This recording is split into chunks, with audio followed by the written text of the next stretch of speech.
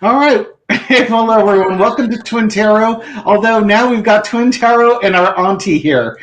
So we would very much like to welcome Dr. Lena Rodriguez from formerly Tarot Down Under, now Lena Down Under. My dear, welcome to our channel. We are blessed to have you here. Oh, thanks. And I'm so proud of you, the nephews, because what you're doing is great. Because so much of what's going on is about toxic masculinity. Yes. And you guys are such a fabulous antidote to that. So Yay. more power to your elbow. Yeah, it's, our knuckles are hairy because they don't drag on the ground whenever we walk from places. So for those who don't know, when I started my tarot journey, I actually took tarot classes when Lena was offering them, and that was back in February of 2020, just as COVID was starting to set in the US. Actually, from what I can understand, it actually started roughly in December because I've had direct reports at work who were sick with an unusual flu that they had a hard time overcoming, and they sound like a freight train. Yeah, and it was only months later did that one particular person say, I think I had COVID. And we were knowing more about COVID at that point, and it fit all the symptoms of it. Yeah. And so I took classes. Lena encouraged me to do readings. I would do Facebook readings to a grand total of like 3 people. And but I knew you had the it factor. I knew you had the it factor. Yeah, thank you. So, and then it was I did a reading with Linda G in like the end of summer, beginning of fall of 2022, and she was the one who really gave me the final push to get this whole thing started. And about 7 or 8 months ago, I dragged Gary kicking and screaming. Yeah, no kidding. Into this. It's so hilarious that as twins, you have got this thing going. How rare is that, you know? And you know, we get along really well. We see Except when we don't. in a lot of things, but you know, Dave's a lot more politically left of me. I'm kind of more hitting him up the center. Like I thought Biden did a hell of a job, especially given the setbacks he had with a Republican Congress and a corrupt judicial system. But yeah, that's kind of where I lean. But the thing is I'm open-minded, and that's all anyone has to be. Yeah. Because not drinking the bag of Kool-Aid. Exactly. It's not about left and right anymore. It's about right and wrong. I'm not the first person to say that. So if you are a thinking, compassionate person, you end up in what other people call the left. Yeah. You know, you'd be a rabid lefty to some, but it's not your natural habitat, you know. Right. And I would say you're absolutely right. You're absolutely right with that. Is as I've gotten older and wiser, my level of compassion has grown quite a bit. Yeah. And I look around at things I used to accept as, well, that's just the way it is. Just like, that's not the way it needs to be. It doesn't have to be like that. See, and you know, back in 2016, I would have never voted for Bernie Sanders. But I look at Bernie Sanders now, it's just like, you know, he's got the right idea. He's the voice of reason. It's fascinating, the whole Bernie thing, because what he's got, if you were in a town hall with Bernie, or you actually focus and watch an entire video, it might only be 15 minutes or an hour or something of Bernie, he brings you into the tent, you know, without hitting you over the head. And what he does is spell out the obvious. The absolute obvious, which is we've reached peak capitalism. It's not sustainable, while this wealth disparity is a million miles apart with people. And you have to sometimes just really clobber people on the head with the message, because otherwise they never hear it. Well, exactly. And, you know, he's done his best to explain universal health care to Americans. But you guys are still such a long way from that. Because just using the Australian example, right? We have if I could just take a minute because it's such an important topic. Yeah. We have free public health. You can also privately insure if you wish. And that gets forgotten out of the equation. I've never been privately insured, but many people are. And that costs about $3,000 a year to be privately insured. Now, all that means in the real world is that you would go to hospital and get your own room as opposed to a shared ward, right? Okay. But apart from that, if you drop to the ground and you need 2 stents in your heart and 3 in the morning, you have the best surgeons. It's all done for nothing. Premature babies, 6 weeks in hospital costs you nothing.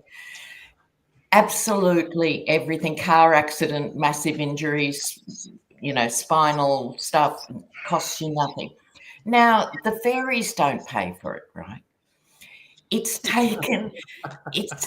built into our tax, and that's why you pay tax. Mm-hmm. Okay. So we pay 1.5% on our tax, which is Medicare. If you earn over $200,000, you pay 2.5%. Now, what the point I'm getting to with this is, I have never heard an Australian, wealthy, middle or underclass, ever complain about paying the Medicare levy. Because the wealthy would rather go to sleep at night knowing everyone else is taken care of. That's the cultural shift America hasn't got to. Yeah, exactly. Right. Karen, this argument when it comes to things like Social Security, there's a cap. There's a tax. It's like what 6.6%, 6.5%. Yeah, 6.25%. Like that. Yeah. And once you've made about $150,000 US ballpark, they stop taxing your paycheck with that.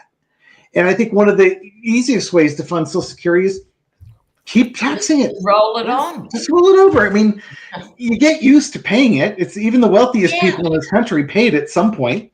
Yes. Just keep it going.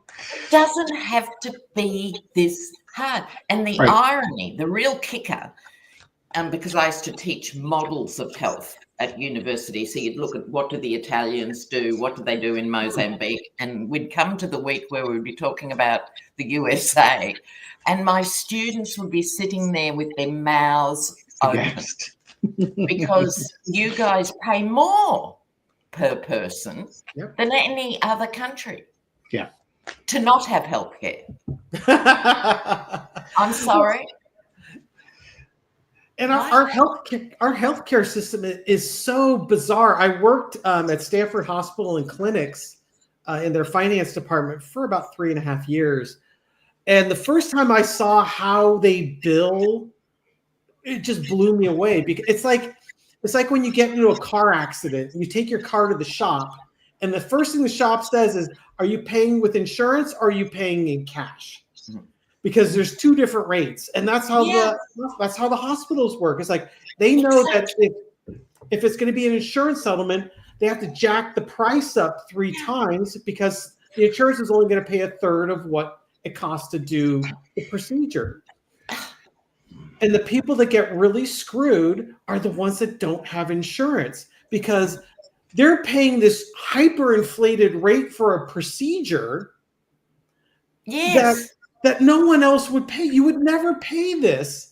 But if you don't have insurance, you get stuck with it. So the people who are least able to afford it get screwed the hardest. Yeah. Yes. In the American tradition. Yes. Yeah, exactly. Welcome to America. That's right. And it's not only that, it distorts people's lives. And so because I've been dealing with thousands of Americans and so forth, and leading cause of foreclosure on homes, medical events, right? But it starts at the beginning because people say, I didn't want to go into this industry, but it had good health care, right? Or I've stayed in a job I've hated for 35 years because I get good insurance cover. That is distorting people's lives outside of the emergency room. Yep. Well, and healthcare is the biggest expense that retirees face in the United States. I mean, it can totally, a hell of it can bankrupt you. It's mind-bending to me. And as a consequence of all of this, you have people who die of preventable illnesses because they're American. They are dead because they are American. Yeah. If they were Italian or French or Australian or Canadian, they would be alive. It is that dramatic, you know. So You've got, you know, people fully embrace, hopefully on the other side of the Yeti, a radical rethink instead of worshipping the wealthy, and the worship goes up on the obscene amounts of money. Yeah. People admire those who are just rich, but we're not talking about those who are comfortable and have a few properties in their portfolio. I'm talking here of the uber wealthy. right. There's no expectation on them to give back in any way. Yeah, I think Warren Buffett's the only one that has any kind of expectation. I saw a quote or something was basically, you know, they're trying to get these very rich Americans to give back. You know, I think him and Bill Gates might be involved, but his motto is basically teaching a billionaire how to survive on $500 million. Is there? Yeah, struggle story. I know. And also find it interesting. Go on, Lena. We could have a cultural change on the other side of all this, because we all know we're on the brink of all this chaos that's about to come. Yeah. So through social media and stuff, I'd like to see the world, not just the US, get to the stage where if you're very wealthy, you would be embarrassed not to be able to say, well, I do support kids with cancer in Minnesota, where I've made my money, or, you know, I'm supporting a literacy program in the neighborhood or something, for the cost of a handbag to these people. Right. Michelle, we'll be driving through San Francisco on Highway 101, and you'll go by the, I think it was San Francisco General Hospital, where Mark Zuckerberg had built a wing, and Michelle flips it off every time we go by. It's like, okay. I love my wife. Sure, but at least there is a wing. But you know what I mean? And they can be as dismissive or eye-rolling as they like with doing it. Oh, better do that or I'll get a hard time on social media. I frankly don't care if they are doing it, you know. And I will tell us, like, hey, look, you know what? I agree with you on that one, but at least that got built. You know, that's my point. Don't send out the negative energy for the one positive thing he's done, because he might just decide, well, screw it. If I'm not going to do any more of that. Take the credit for that. Now, it does lead me to, like, what's interesting to me is the Mackenzie. It's no longer Bezos. What's Mackenzie's last name now? And Linda Gates. What they've done with their billions. Yeah. And basically showing the right way. That the audience will probably hit me with Jeff Bezos' ex-wife Mackenzie's last name, showing you exactly what you're supposed to do when you have obscene amounts of wealth. Is you get the privilege. There used to be a tradition of that. You would fund a library or scholarships for kids to go to college. It used to be built into the arrangement, you know, the noblesse oblige of you had a social responsibility to give back. And it's a privilege to be able to do that. It's an absolute, if for anybody who's never had enough money to be able to give money to somebody in need, it is an incredible privilege and gift to be able to do that. Yeah. And make a difference in somebody's life. Can go into their retirement knowing they've saved millions of babies. Yeah. It's with something as simple as netting and trying to clean up water. Yeah. You know, it's not earth-shattering stuff, but apparently is earth-shattering stuff, because there was nobody else on that scale trying to do that. And they've been trolled mercilessly for doing it, because you had the anti-vaxxers all on their case, etc., you know. Oh, Okay. Igor's in the chat from Sydney. Hello, Igor. Igor. Hi, Igor.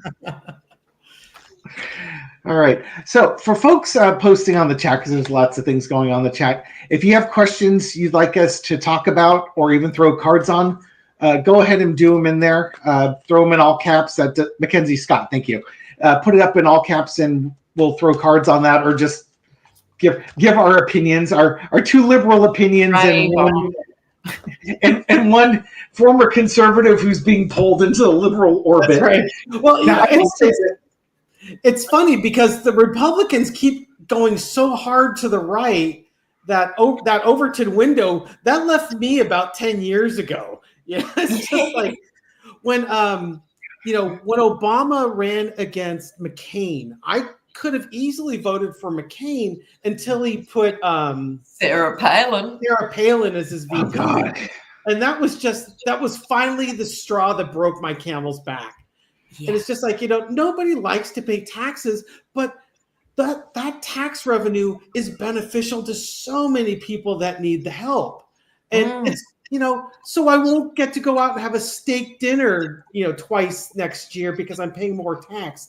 I mean, it's worth it. And it's finally, the Tea Party was the breaking point for me. Yeah.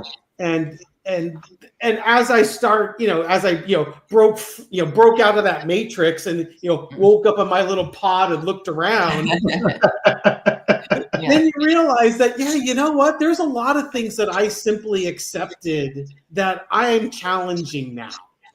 Great. And that thrills my little socialist heart. Yeah, you just really just kind of need to stop and think about the other person, and it all starts to make sense. This is I was just doing this training at work. I was doing a DEI training, and I know, right? Oh my God, not that! The very one. And what you're describing is the definition of the equity portion of it. Yeah, it's trying to basically, as you and I, our terminology, we're just trying to level the playing field to give everybody a equal shot at something. And sometimes it has to be tilted in their favor because, if you start from a nuclear family with a college-educated father and a stay-at-home mom, and you've got a stable household, and the dad's making a good income, and you got the station wagon in the driveway and the dog, which is pretty much describing our family, except there were 4 of us upbringing instead of 2. That's a way better than somebody who's got divorced parents, dad's not paying mom any child support or alimony, and she's just working a secretary job trying to keep her head up and her kids fed. Well, here's the other issue with the myth of the level playing field. Mm-hmm. I think it's workers at Walmart, earn so little that they still qualify for supplements. Yeah.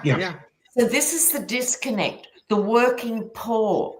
People think people who are on benefits are just slacking around, sucking on bongs and neglecting their children. No, they're working 2 badly paid jobs with subpar incomes. When I worked at United Airlines, we had flight attendants that were on government assistance because the salaries were so low that they were below the poverty line. But they had some sort of peanuts. No, they don't do peanuts. It's pretzels now. Pretzels. Well, maybe back then. I'm sure Trump will bring peanuts back. That the US doesn't go back to normal, i.e. pre-Trump or anything. It's not going to, but it shouldn't even want to, because it was radically unjust then. Yep. Yeah.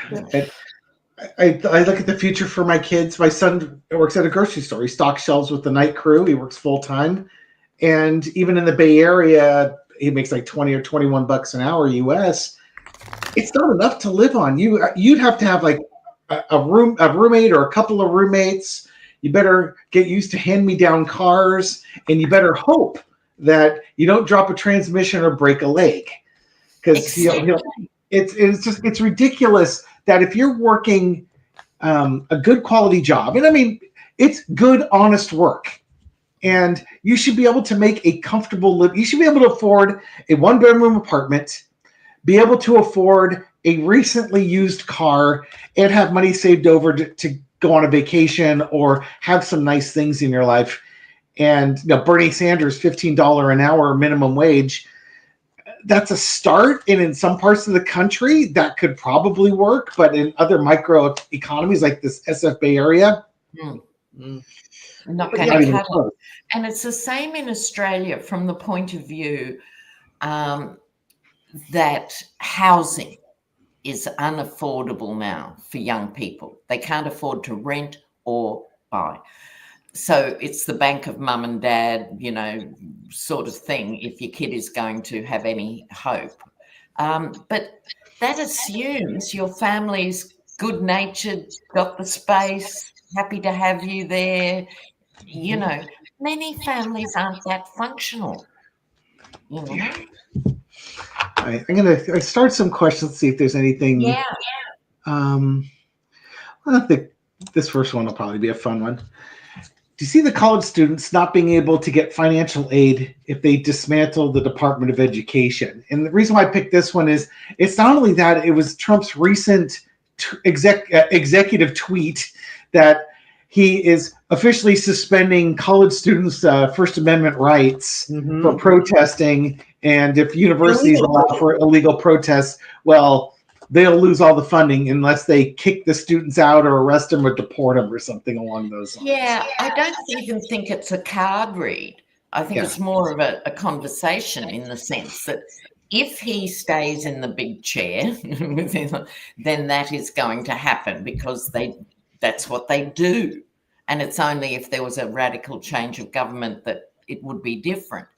I think this brings us back to college debt relief that Biden struggled to get a version through, etc.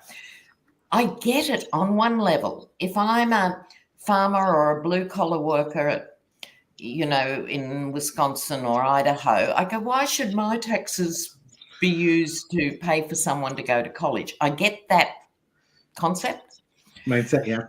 What the Dems, again, fail to do, this isn't people getting free college. This is people who have paid and paid and paid, but the interest has gone up and up. They've paid off their degree, right? And they just want to be out from under in that way, and get on with their lives. It's not that we're even talking about free education. I had a friend that went through it's not exactly related, went through a divorce and got debt from, you have to have lawyers, pay for lawyers. He, the actual banks, this is in Canada, this is in Ontario, gave him a personal loan to help consolidate his debt so he could pay off his lawyers to the modest tune of like 42% interest rate. And exactly. Slack jawed when I heard that, and it's a bank. You can go to a loan shark on the corner, and he might be nice to you.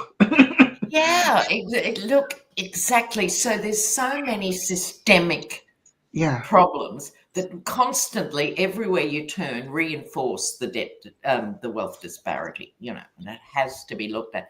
Cooperative banks and stuff like they have in a lot of the Scandinavian countries, it can be different.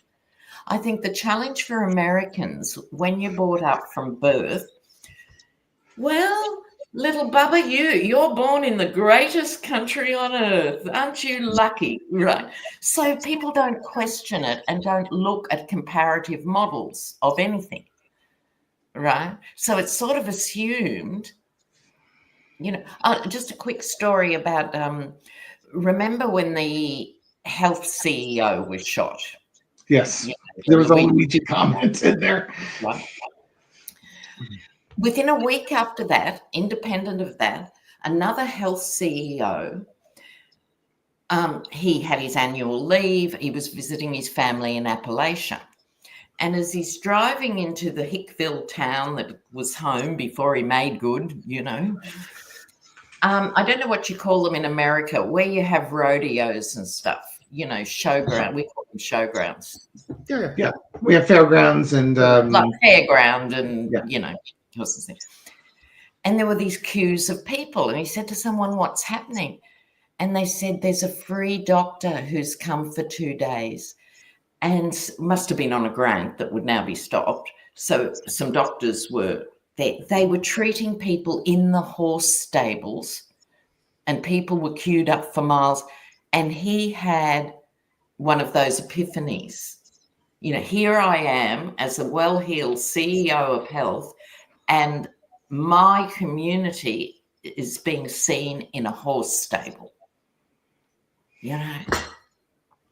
Wake up. Very Christian. Yeah, so he built some more horse stables and charged 10 times the amount. He's a good capitalist. I appreciate that, man. Now, if anyone else would say if this was totally, I mean, and he would say if it's socialized medicine, you'd have to share that horse stable with a bunch of other people too. So, because Cuba exports doctors all around the world. So it's that thing that it's a misunderstanding about socialism, that it means here's the pie and everyone gets their exact share. What a terrible idea. But that isn't actually what socialism is anyway. What it's about, because I support democratic socialism, right, which is what's common in the Scandinavian countries. So here's the deal.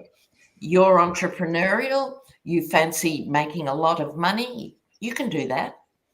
But the difference is you have to pay your workers really well. They have to have a minimum of 4 weeks paid annual leave, which is what we have in Australia. You have to have an ethical supply chain. After that, that's when profits start.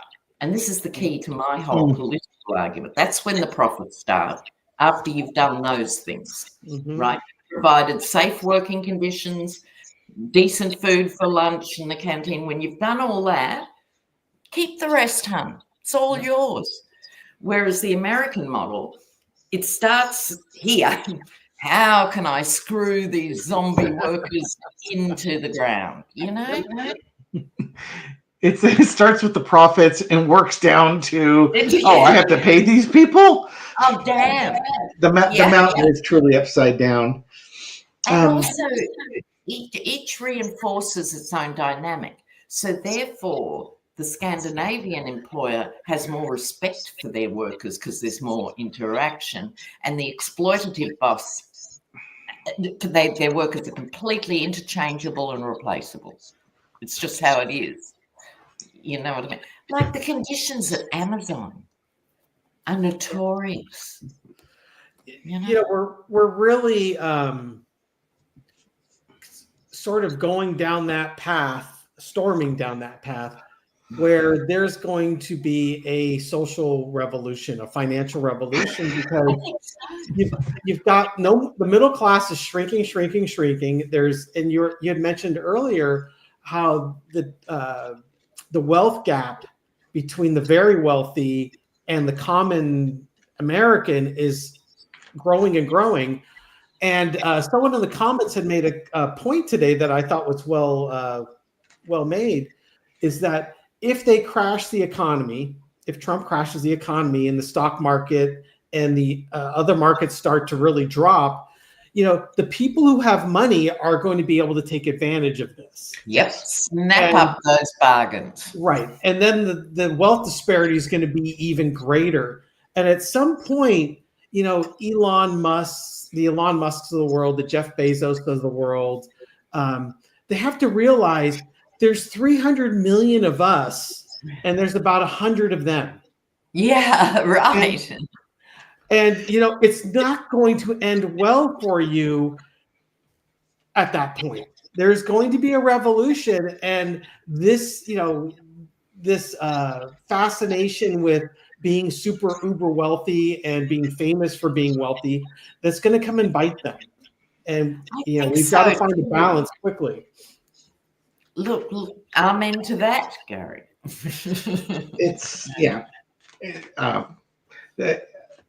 I didn't know where to go with it. Too many things to say. I know. We need 4 let's hours. do a reading. We've gone a half an hour. Let's do a reading. My point is jumping up and down right now. Let's just have a little bit of blind fun here. This question has come up about a gazillion times through there. Ides of March. I don't know who's been mentioning it, but there's a real energy as a youth that's been mentioning. People want to know what's going on with the Ides of March. Now, other than Julius Caesar and looking it up the other day, that Ides of March is March 14th, or it's it's associated with the full moon. I haven't read on the Ides of March, but a lot of people are thinking that something might happen with this fellow here on that day, or in and around that day. So let's do some blind readings and just get a feel of what the energy might be like on that day. Doctor, ladies first. Oh, here we go. Now, Gary, this is going to be hard because we're going to have to be following a legend. So this is like having Robin Williams open up, then you have to follow. Yeah, right. Whoops! Hey. I wanted to do that. Here we go. You don't need to see Gary and myself. Let's put her on there. Oh, no. Go back. I can't. Okay. Ooh. Okay, let's have a look. I've got these new prediction cards as well, so I'm going to add just one of those. All right, Ides of March here. Ides of March. Okay, what? Ooh, how fascinating. Oh. Will I kick off here? Yes, please. Yeah. Okay, it starts with the 9 of Wands. I think this is Trump injured this time. Normally it represents us, right? But I think, look, it's whatever. It's a few days away, really, effectively. Yeah. And this stuff is cumulative, right? I think there's going to be some sort of legal thing. Now, we've all been bashing our heads on the table about how restricted the legal stuff has been.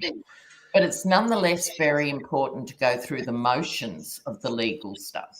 And I think Ides of March, there's going to be something legal that's got a bit more teeth than before. And the other thing about it is with this Ace of Swords, he's being skewered literally like a kebab with the energy around this day. It will be a big burden to him, right? But I then get AI tech. This looks like the 4-year-old mini-me, doesn't it? Look. Oh, God. It looks like Elon Musk. It could be all of what I've just said could be much more directly at Musk, but given that they're joined at the hip, it's going to impact both of them. Bring it on. What have you got? Just thinking about the Trump during that address to Congress referred to Elon Musk as the head of Doge again, which is leading right to filing saying, well, the president said it at Congress, so you can't say he's not with those legal filings. Let's go. Discovery time. Yeah. And I'll just jump in for one more sentence, which is I think the legal world's been depressed by all this too, literally pulling their hair out. And suddenly I think there's going to be a bit of a break in the energy. Yeah, what did you guys get? What do you got, Gar? Go. All right, got some similar cards. All right. So my foundation is I've got the Page of Cups. So this has always been kind of our MAGA nonsense, just Trump spewing his nonsense. Main clarifier, we've got the Hangman. Looking at something from a different perspective or throwing someone under a bus. the two clarifiers. They got the world. It's a cycle that's coming to an end. The Ace of Swords, a new truth coming out. And Dr. Lena, you had the same card, but underneath it, I've got the Three of Swords. Mm-hmm. Okay, so my feeling is that Trump's going to come up with some crazy notion, invading Greenland or doing some stupid plan that he's got. But this thing, it's going to backfire. It's going to start shedding that light. The one I'm really drawn to is the Ace of Swords. It's this new truth coming out that is going to start exposing the lunacy. And it could be Trump has some sort of mental setback, or it's just he finally goes that bridge too far where people are like, Whiskey Tango Foxtrot, what is that all about? I love it. What do you got, Davey? I'm doing the blind read here. Let's see as we come over. That is a Two of Wands. There's something that's been planning that's going on. It's been in progress for a while. Heartbreak, betrayal, and death card. Now, if it was health related, it could be that this is a progression of a health event. Like if he was going to have a heart attack, that would be something that would knock him out, or ultimately might be the thing that's his demise. But because he's got free healthcare, he will be Dr. Ronnie Jackson will be taking care of him. The other thing that it could be is the plan that he's had with Putin and advancing that plan forward. And this is especially given the recent events where I actually put something up on my hobby Facebook page the other day, or actually today, was just putting together a very simple timeline for the few MAGA people that are on there so that they could read it and understand it. That Russia interfered with the 2024 election, and I put a link to an article from a major news source, not like Fox News or the left-wing Times or something like that. Then, and the link was to the U.S. government, the Treasury, putting sanctions on certain people in Russia and on Russia, and I believe it was Russia and Iran that got the sanctions. Then the next one was the former Putin's former Secretary of Security saying that Trump received favors and he's now expected to honor his agreements. Then with a link, and then put in the Trump saying that Ukraine started the war, not Russia, with a link. And now basically between humiliating Zelensky and kicking him out, Trump was also apparently, this news started breaking a couple of days ago, that Trump is looking at, was it removing the U.S. from NATO? It was exploring that possibility. And I've heard some other things about putting boots on the ground in Russia. So this could be one of those things where he does the next thing. Oh, that's what it was. He wants to lift the sanctions on Russia. That's what it was. Oh, yeah. Yeah, it wasn't the boots on the ground. It wasn't it was lifting sanctions on Russia. That was the next thing. And to spell it out, this is a quid pro quo, because now it's very simple. Putin goes to Trump, hey, I'll help you get elected if you help me get these sanctions off of me. And then Trump's transactional. So he's like, okay, because if he loses, well, he doesn't owe anybody anything. Putin helps, Trump gets elected, Trump's reminded how he got elected and is expected to uphold his end of the deal. Trump tries to set up the table saying, oh, well, Russia's not the bad guy. They're the good guy. They were provoked, like every abuser that's ever accused them of that. And then, now it's going to be, they've been so unfairly treated that we need to lift these sanctions so that Putin can make money, rebuild his military so that he can continue his conquest of former Soviet Union bloc nations so we can reconstitute the Soviet Union. It falls into place really simply. Totally. And there's a straight line between the two that I think you've nailed really well. Yeah. Everything else is froth and bubble, really, to some. Yeah, I can certainly in the comments. Sorry. I could certainly define my reading that way. The Yeah. Page of Cups and the Hangman, the World, and the Ace of Swords underneath the Three of Swords. You could totally make that argument that, oh yeah, you got to look at this differently. Russia didn't do this. Ukraine did this. Yeah.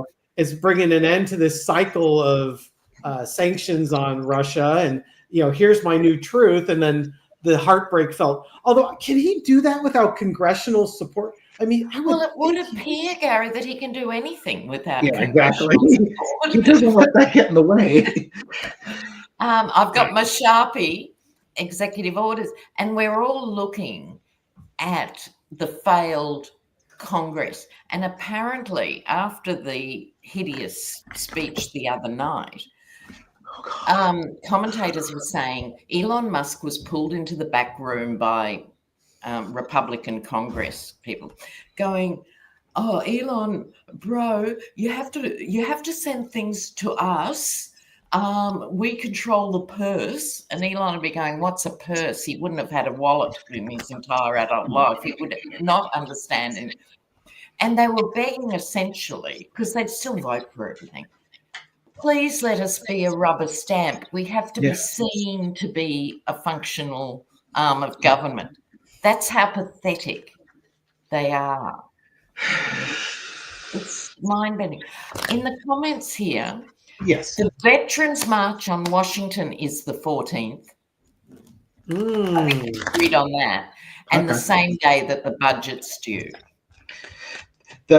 One of the funny things is that some of the MAGA friends that that are on my hobby account, they're former military. And I've not been engaging them, but I'm just really curious, how you liking the big VA layoffs that they're proposing there? I mean, are you really looking forward to even longer lines at the VA, longer times to get an appointment, longer times to get reimbursed for whatever money that you've spent there, getting claims lost because they don't have the manpower to deal with it? Yeah. And what is their response to that? I haven't asked them that because I don't want to engage. Yeah. Right. But this is the thing. You can send these people links and things, but either they won't look at them or that doesn't, because he's the hero. Oh, it's just stuff dissing Trump, right? Video is the key. And I don't know if you guys saw Lena Hubba, her Hubba. Oh, God. I'd rather be pretty than smart, Hubba. Yeah. Yes. Yeah, that's her. And she said, when they said there's 7,000 veteran layoffs coming, she was saying, well, they're probably just not very good at their jobs.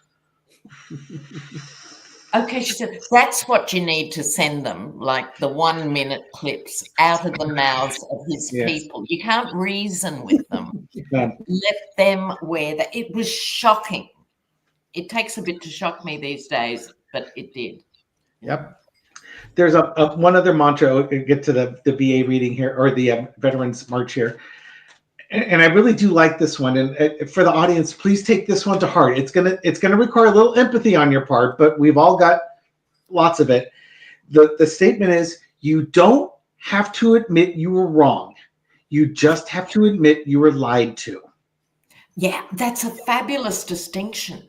Because it gets, we all want them to admit they're wrong, that they're horrible, terrible troglodytes with low energy, terrible views. But instead, give them a little push on the swing. Just admit you were lied to and get them pointed in the right direction. And then as the momentum builds, they'll get on board and they'll still be dragging their feet, not wanting to swing as high as everyone else, but at least they'll be swinging.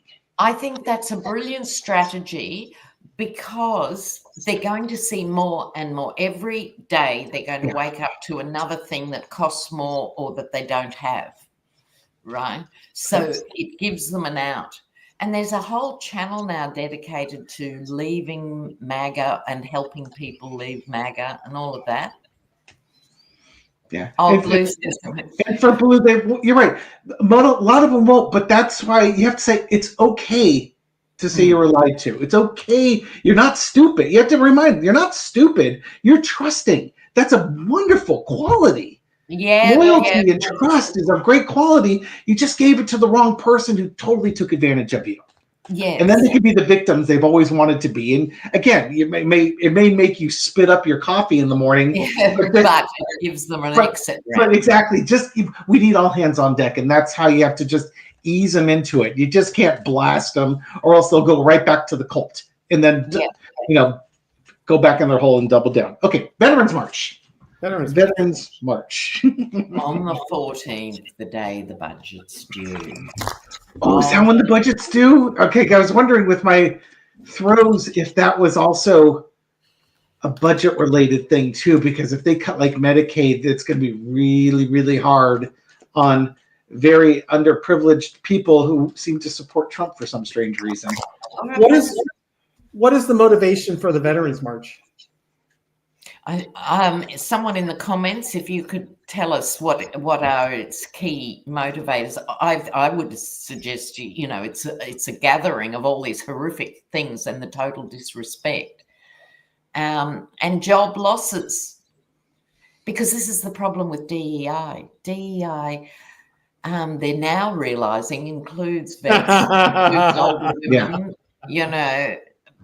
Trump is a DEI hire, like at 78. That's the other thing I find funny with DEI. The definition is to prevent mediocre white people from taking jobs that much more qualified people should be doing. Okay, so the Bloomingtonian says the veterans called to rally nationwide on March 14th. Organizers say the march is a response to cuts that have already affected veteran services, including the veteran crisis lines. Okay, so it's not just we're veterans, yay, rah rah rah. They've been feeling these cuts for a while. And look, I've had a lot to do with the VA in Australia, and it follows all the same pattern. Every politician will go, "Oh, our vets, we'll do anything for our vets," and then you try and get an appointment for mental health. Our guys were drenched in Agent Orange, because we were part of the coalition of the willing in Vietnam that most people have forgotten. And they've had health problems their entire lives and stuff. So it's something close to my heart. Gary, why don't you go ahead and start this one off? Yeah, I'm just, oh my God, horrible cards. The question I'm asking is, how is Trump going to react to a veterans march? Because, Trump is of the opinion that protests, he's against illegal protests. I'm not exactly sure what an illegal protest is, but he's certainly against dissension, which is a wonderfully fascist little trait that he has. And so I was asking myself, okay, how is Trump going to react to this? And these are the cards I got. Okay, Foundation, I've got the death card, the end of a cycle. The challenge, or the main clarifier, the Knight of Swords. You've got the Three of Cups celebration. You got the Devil card, and underneath it, you got the Hangman. Mm-hmm. Okay, so how is Trump going to react to this VA protest? He is not going to be pleased with this. I don't think the death card in this is him recognizing that cutting these benefits is accelerating the health crises and the deaths of these people that gave their lives to the United States. On the contrary, I think these people are going to become dead to him. That these people are not, the loyalty, you did not show loyalty to me. And I'm going to react strongly and double down on this. You've got the clarifiers. We are doing things that are going to make America great again. And it's just that low energy vibration that Trump has,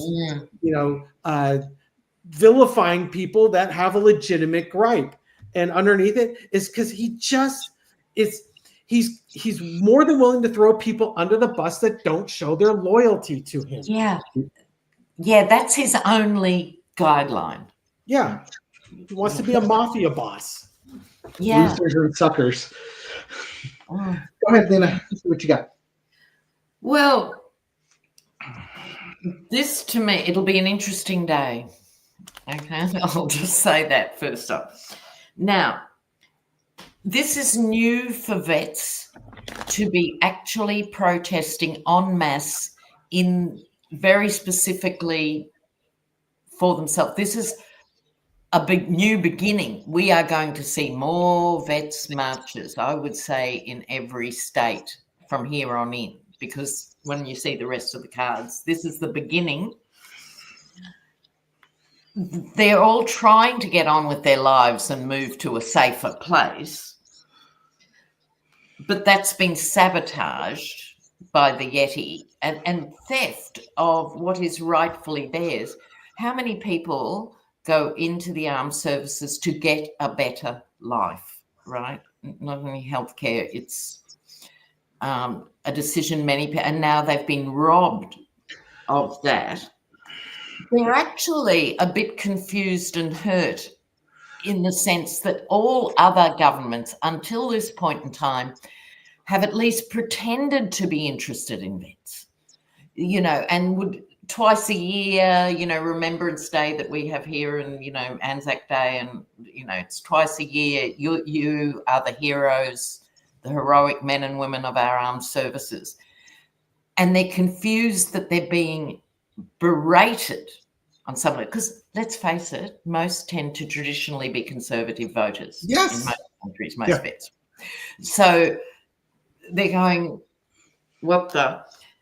And I think, as you were saying, from Trump's point of view, but everyone's point of view here more, i.e. the viewers, are going to be arguing about it, because most people support the vets in abstract.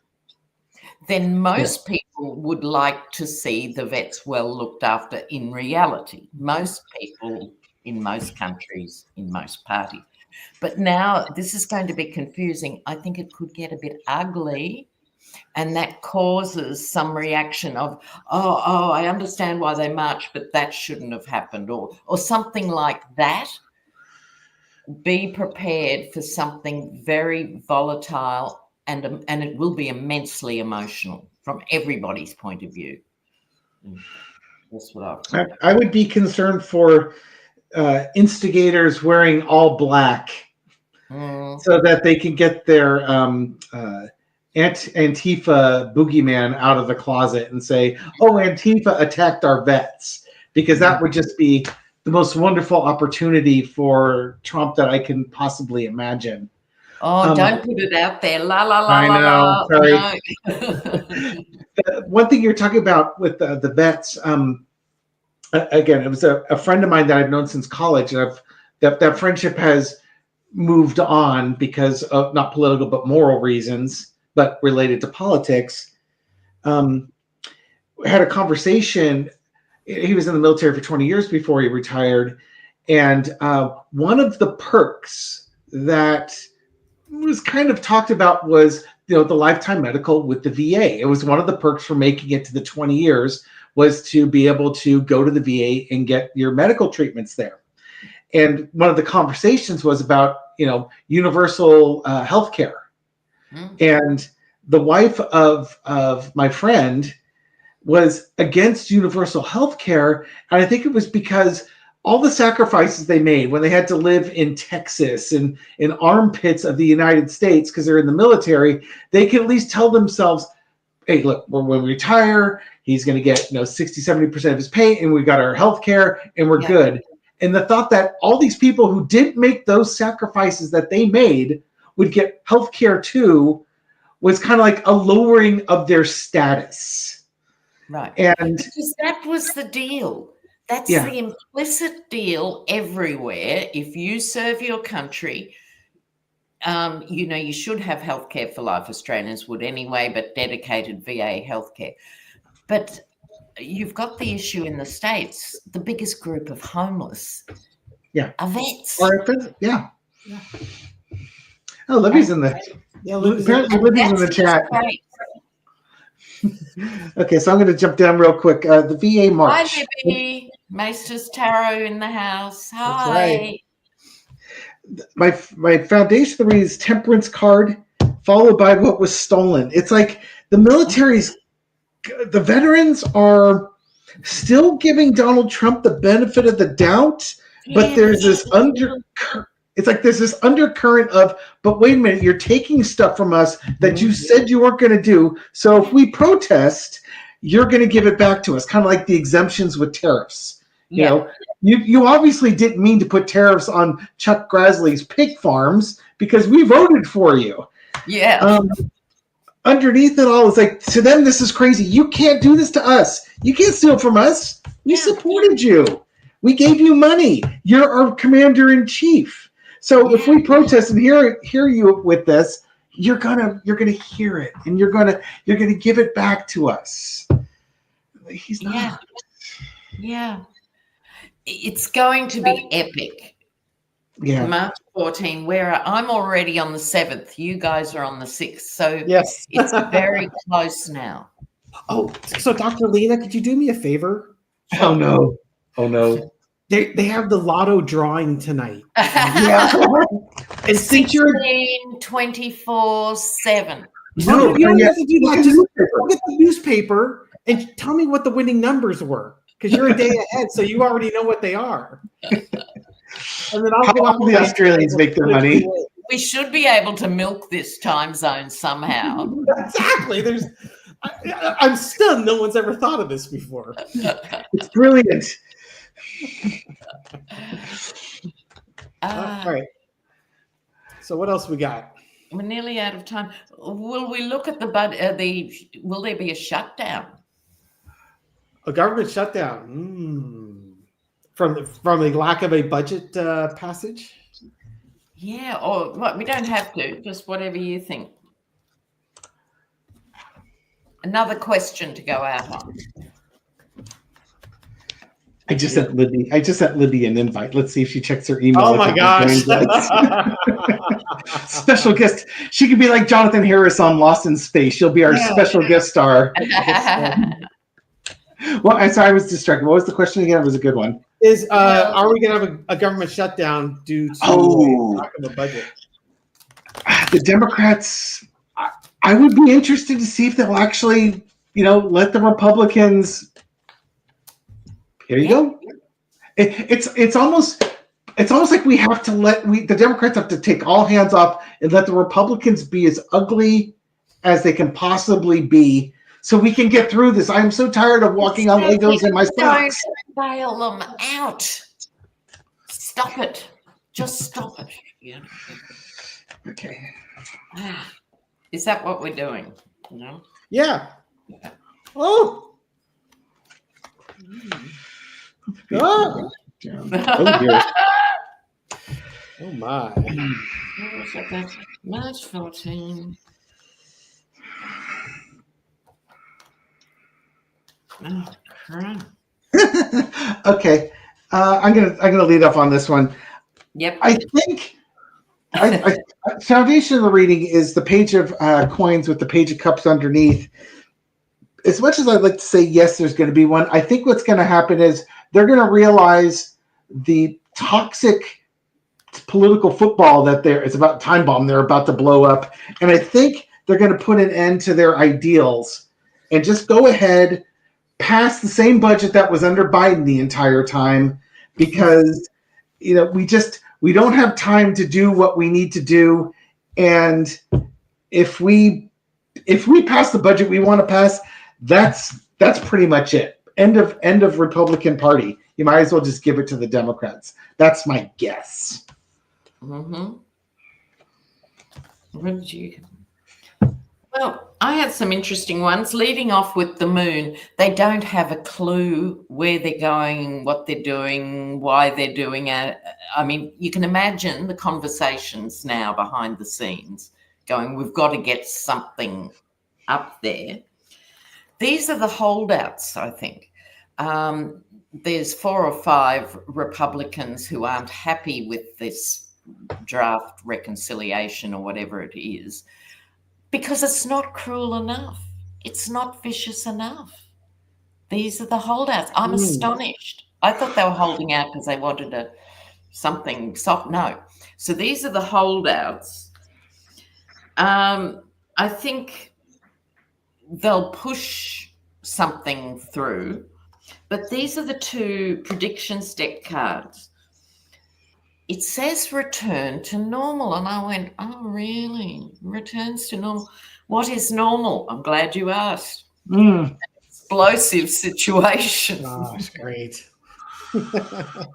How ironic, that they're going to think that's normal. We're just back to our usual crapola.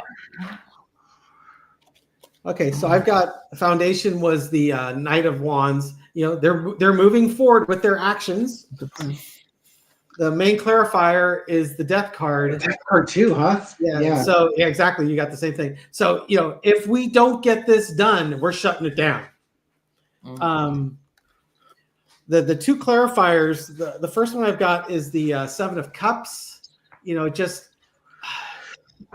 me, they've got a bunch of that kind of MAGA lunacy stuff. It's hard to they don't have a big majority in Congress, and so you've got some people that are absolutely cut, and other people like you can't cut because you're going to impact my constituents, and so it's trying to get through that crazy agenda that they're trying to push through.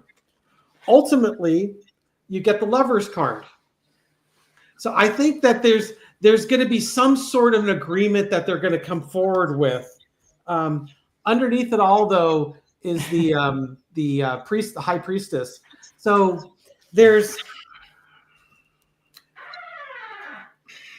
I'm not exactly sure what that means to me. Yeah, so, I'm a bit confused. I thought they wouldn't get it over the line in time. Yeah, the high priestess. Ask the right question, you get the right answer. I just don't know what that means in this. So let me ask. Okay, what does the high priestess mean? Okay, he's throwing clarifiers. Okay, the fool. Oh, geez, that's not good. Well, that could be real bad. Okay, so what does that mean? So you got the high priestess. Are they going on a new journey? Are they walking off the cliff? Yes, and yes. I kind of wonder if that just means that they don't get it through.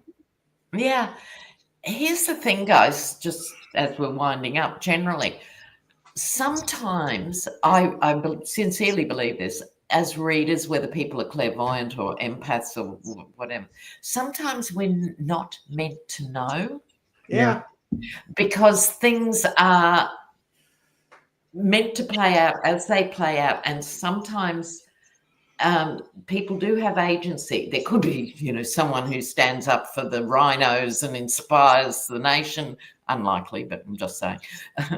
But anything can happen. And I think this is such a big issue, even bigger than we sort of think, that there's more energy at play.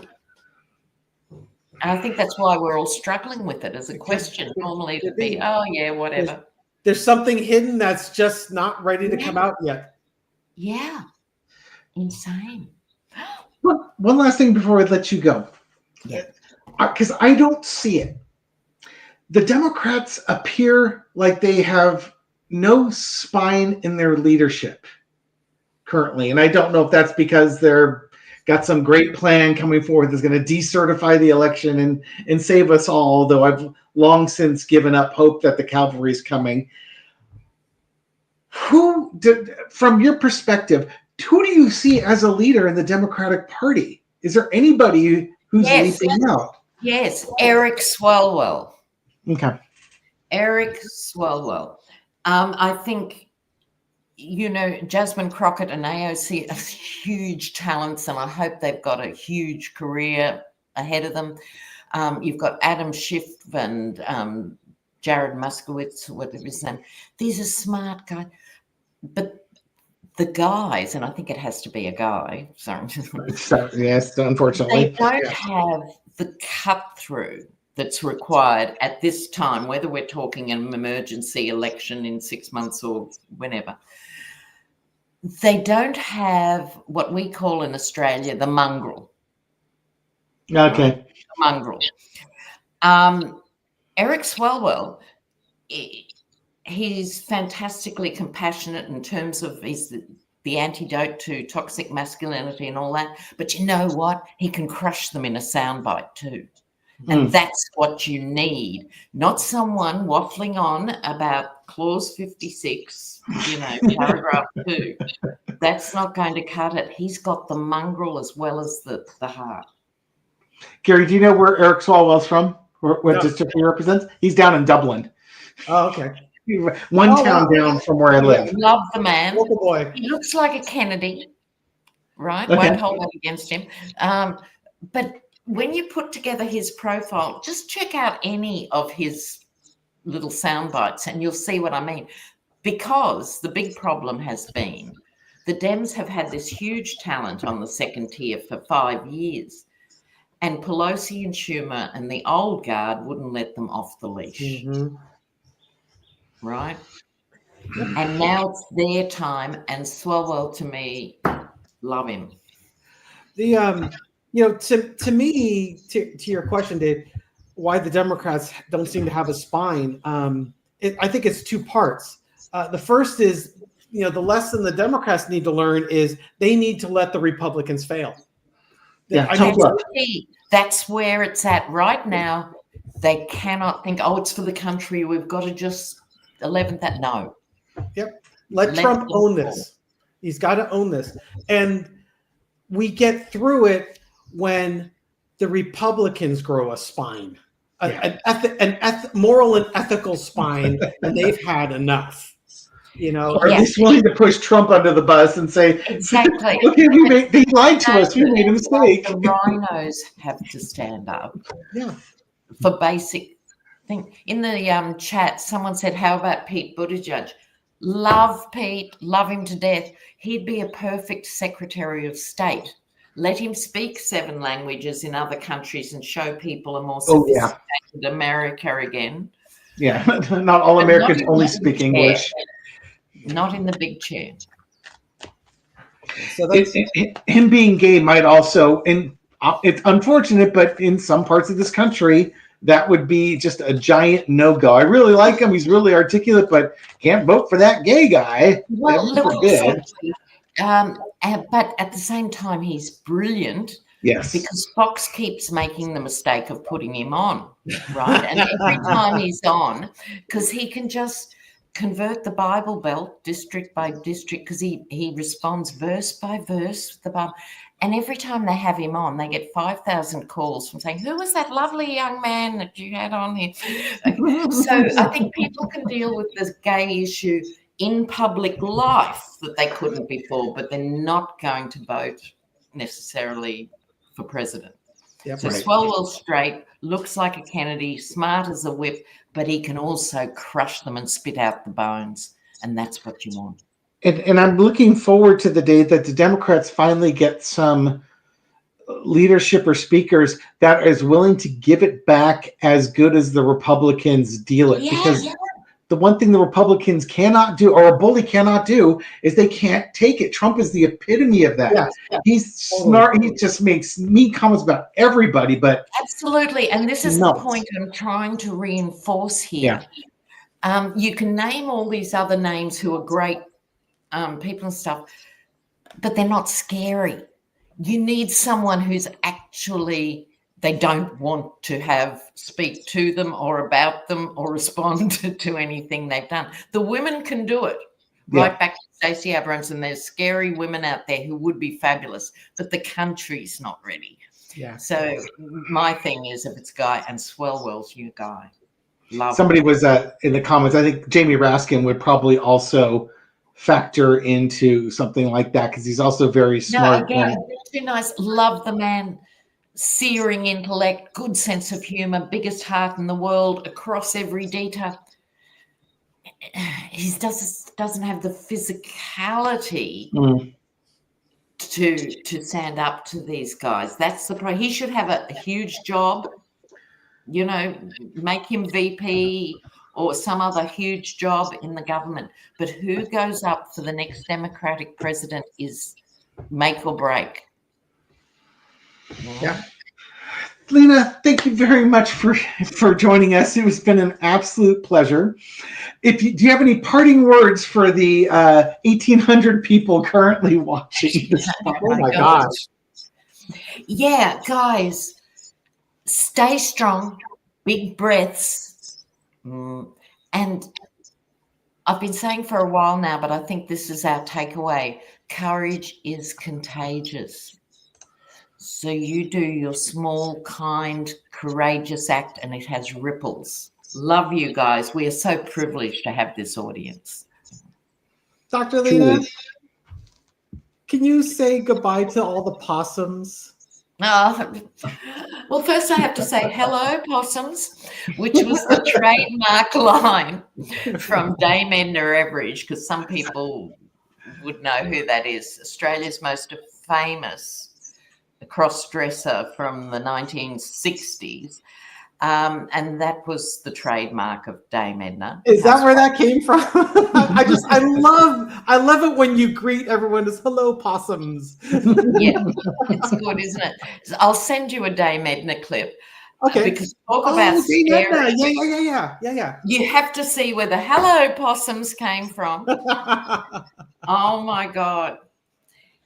All right, guys, thank you so much. And goodbye, possums. But until we meet again, have a great night, everyone. Take care. Take care.